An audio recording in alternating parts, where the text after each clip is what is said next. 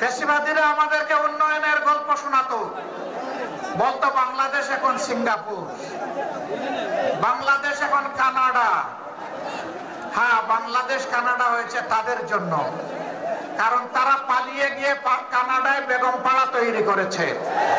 বাংলাদেশের টাকা ব্যাংকগুলা লুট করে ডাকাতি করে সিঙ্গাপুরে নিয়ে তারা ব্যবসা প্রতিষ্ঠান গড়ে তুলেছে। সম্মানিত বন্ধুগণ, এই ফ্যাসিবাদ শুধু প্রতিপক্ষ রাজনৈতিক দলকে আঘাত করে নাই, তারা বড় আঘাত দিয়েছিল আলিম ওলামার উপর। হেফাজতে ইসলামের নেতারা সারা দেশে অন্যায়ের বিরুদ্ধে প্রতিবাদ করেছিলেন। আল্লাহ এবং আল্লাহ রসুলের বিরুদ্ধে কিছু সংখ্যক বেয়াদব প্রকাশ্যে চর্চা করেছিল। তাদের জবাব দেওয়ার জন্য শান্তিপূর্ণভাবে রাজধানীতে তারা একত্রিত হয়েছিলেন।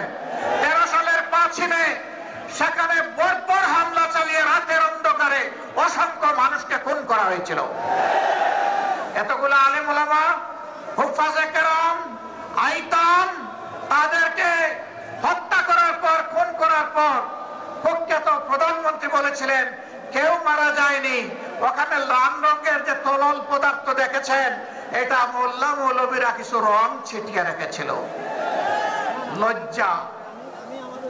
মানুষ খুন করার পরে আবার মানুষের রক্ত নিয়ে উপহাস, এটাই ছিল তাদের বৈশিষ্ট্য। এরা রক্ত হাতে করে ক্ষমতায় এসেছিল আর রক্তাক্ত হাত নিয়ে ক্ষমতা থেকে বিদায় নিয়েছে। তারা ক্ষমতায় এসেছিল 9 সালে ফেব্রুয়ারি মাসের 25 এবং 26 তারিখ ঢাকার পিলখানায় তৎকালীন প্যারামিলিটারি বিডিআর এর হেডকোয়ার্টারে 2 দিনে 57 জন প্রতিশ্রুতিশীল দেশপ্রেমিক চৌকস সামরিক অফিসারকে তারা হত্যা করার মাধ্যমে তাদের হত্যার অভিযান শুরু করেছিল।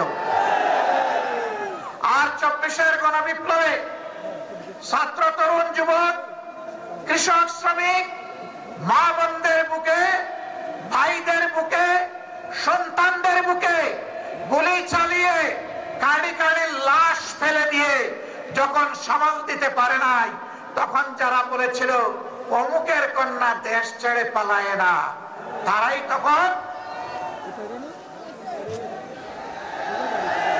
তারা কি করেছিল?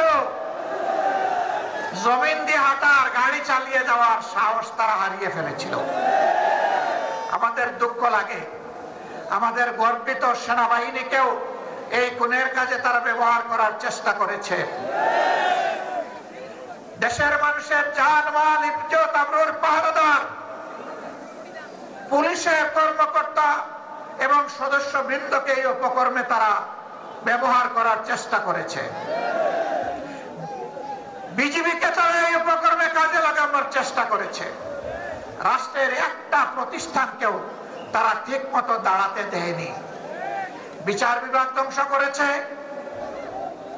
নির্বাচন কমিশন ধ্বংস করেছে, দুর্নীতি দমন কমিশনকে বগলের নিচে নিয়েছে, মানবাধিকার কমিশনকে তাদের পকেটে ঢুকিয়ে ফেলেছে। এইভাবে দেশের সবকিছু তারা ধ্বংস করেছিল। ফ্যাসিবাদীরা বিদায় নিয়েছে, ফ্যাসিবাদ এখনো বিদায় নেয় নাই।